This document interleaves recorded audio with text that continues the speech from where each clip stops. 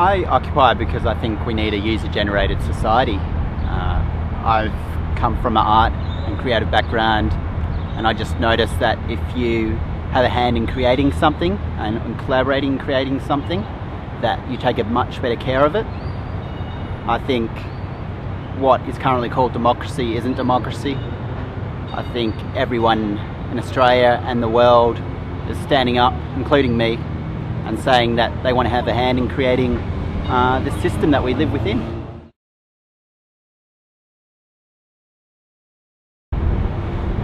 Well, there's so many issues and it's so complex. There's all the things from water to food to economics, superannuation. They're all things that are going to affect Australians in the very short term, within the next couple of years.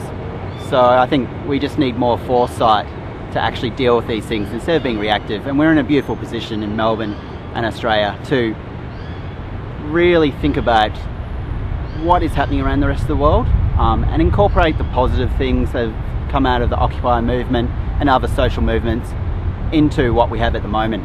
So I think the biggest issue at the moment is our politicians looking after themselves and the people that sit down and have lunch with them and have lots of money, instead of looking forward into the future and thinking what's best for all Australians.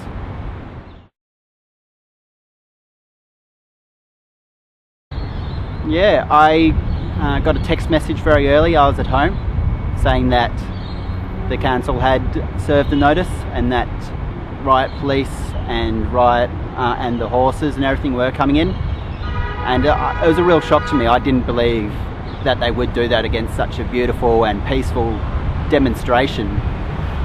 So I quickly jumped on my bike, rode down, and I just couldn't believe the amount of police and the fact that they'd fenced everyone in. I tried to get in to start off with and they wouldn't let me, and then I found a way in, and then I quickly just kind of linked arms with everyone, sung songs, and then it kind of all happened. I've never been part of a protest before, and I got grabbed by the head and dragged out, and then yeah, it was pretty traumatic, and I saw a lot of my friends traumatised by what happened. So I hope there is an inquiry into everything that happened, just for my own sake and all Australians' sakes, because what has been represented by the media and by politicians like Robert Doyle isn't the truth about what happened. It was just ordinary Australians coming together to talk about serious issues that are going to be facing us on what we thought was communal space for discussing these things. And then, yeah, it was shocking and eye-opening.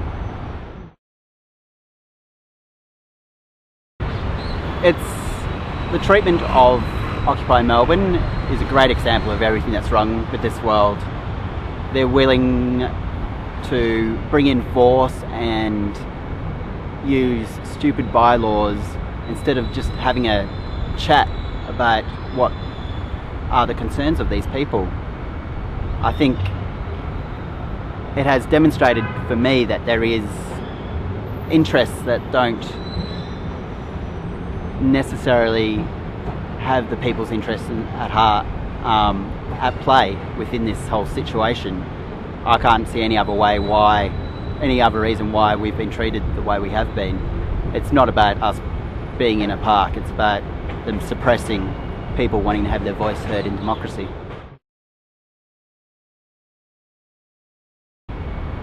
My message to the average Australian would be to first think and then start having a conversation. Use your own eyes, use this beautiful tool we've got called the internet to do your own research, and then really try and think whether you want to have your voice heard in our democracy and whether you're willing to have professional politicians guiding the way, or whether you think you and your friends could just do as good of a job. Because that's what I believe. I think the average Australian is smart, and that you need people to be engaged in this process, and you need every Australian to be engaged in the future of this country. And yeah, that's what we're saying here, and that's what my message to everyone would be, that start having conversations and start saying, I want to have my voice heard.